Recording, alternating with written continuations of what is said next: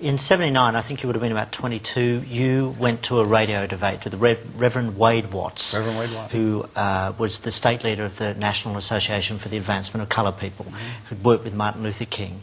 Yes. And when you got to this debate, he held out his hand for you to shake. Yes, he did. Did you hesitate?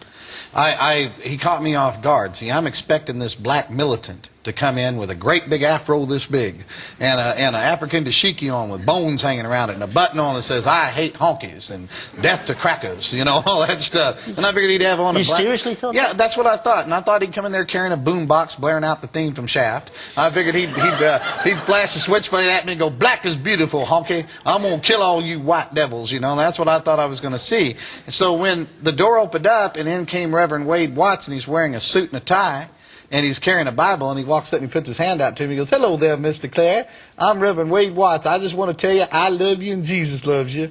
And I mean, I'm shocked, you know. And then he puts his hand out, and I'm shaking his hand without thinking, because this wasn't what I was expecting. Then I realized I just broke a Klan rule, and I jerked my hand back, you know. And I started looking at my hand, which he saw that, and that was met as an insult. The Klan rule book says the physical touch of a non-white is pollution.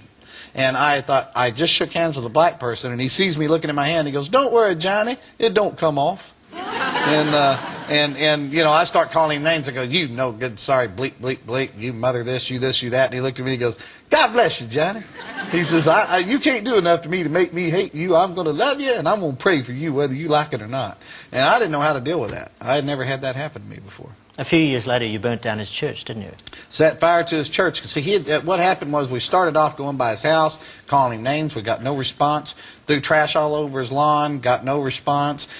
We showed up with our sheets and hoods and stood out there in his yard. Said, "Get on out here, boy. We got something for you." And he comes outside and he goes, "Boys, Halloween's 4 more months away. I got no trick-or-treat in here for you. Come back in October." And he goes back in the house. That's a brave man. Yeah, and I mean, I didn't know how to deal with this. And so the Klan goes, "You got any more bright ideas?" I said, "I don't know." I said, "I'll tell you what we'll do." So we burned a cross across the street from his house. He came outside and asked us if we needed hot dogs and marshmallows for our barbecue, you know. So finally, I said, "I'm tired of messing with him," and we set fire to his church. And they put the fire out before the church was destroyed. And I remember I called him up and disguised my voice, and I said, "Hey, boy, you better be afraid. We're coming to get you, boy. You don't know who we are, but we know who you are." And he goes, "Hello, Johnny."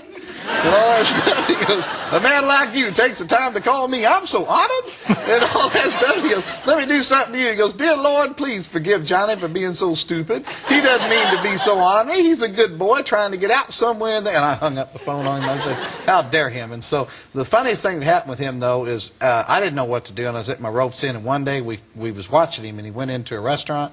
So we got a bunch of us together, and about 30 of us went in there and surrounded him. And he had this chicken there on the table at the restaurant. And I walked up and I said, "Hey, boy, this restaurant's for white people only. We don't want you here."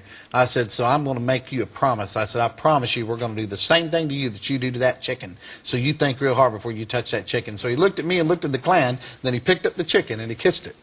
And when he kissed the chicken, the whole restaurant acted just like y'all did. They all start laughing, you know, and everything. And I looked up, and even the Klan was laughing. You got to admit, that was funny. I said, every one of you outside. I'm outside, and they're doubled over laughing. I'm going, "You guys are going to get suspended and lose your robe for 2 weeks." I said, "I'm getting tired of this." And I'm hollering at them and yelling, and they're laughing. I heard a horn honking, and Reverend Watts is driving off going, "Bye, Johnny," you know, and stuff. And that's how he chose. That's how one old black, we never bothered him again, and that's how one old black man defeated the entire Ku Klux Klan, because he used this instead of brawn. And he used this too, a very brave man. Heart, yeah.